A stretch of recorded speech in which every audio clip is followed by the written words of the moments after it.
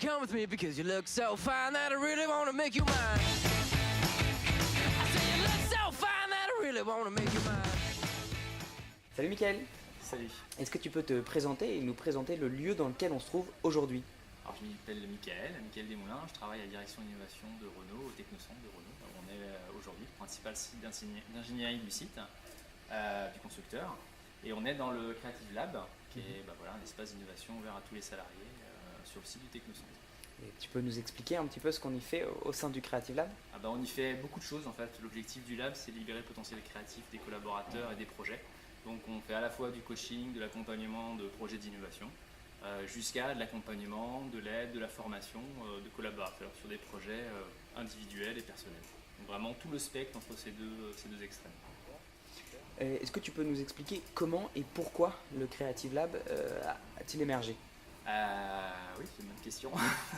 Le Creative Lab, c'est un projet qui est né en fait dans la tête de mon collègue Lomi Kinger et de moi-même quand on s'est rencontrés courant 2012, lors de notre première rencontre en fait. On était face à des problèmes assez précis dans l'entreprise qui étaient le problème d'ouverture, de rencontre entre les gens, problème de remettre du fer dans la conception, le problème de remettre de l'agilité dans l'entreprise.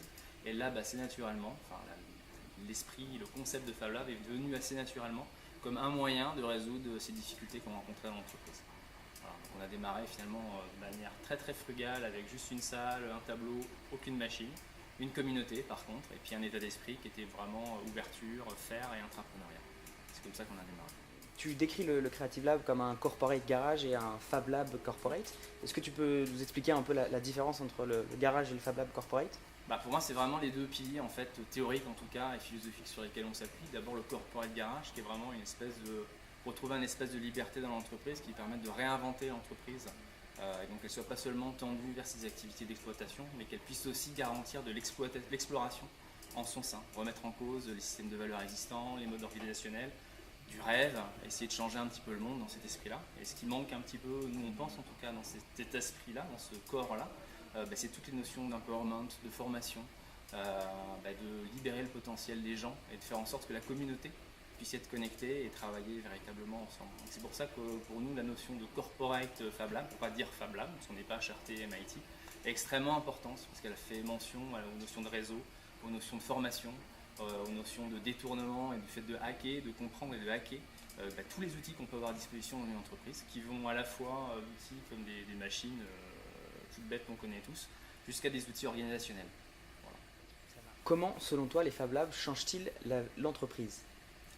Waouh, c'est une vraie bonne question. Je pense que c'est un des outils qui font que l'entreprise aujourd'hui est en train d'évoluer, parce que ça va questionner la manière dont elle est organisée. Ça l'amène à avoir un mode de fonctionnement qui est beaucoup moins pyramidal, beaucoup plus circulaire, voire libéré. Ça questionne aussi les frontières de l'entreprise. On se retrouve à avoir un objet qui ouvre l'interne, mais qui ouvre aussi à l'externe. Donc quelle est la frontière de l'entreprise aujourd'hui? Comment est-ce qu'elle va se penser demain dans sa manière de fonctionner? Quelles sont les valeurs qu'elle veut mettre en avant? Et peut-être le dernier point qui est un point assez important, quand on essaie de mettre en avant les gens pour qui ils sont en tant que citoyens.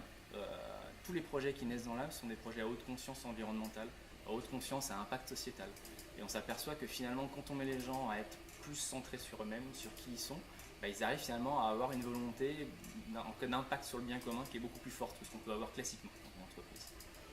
Super, merci beaucoup.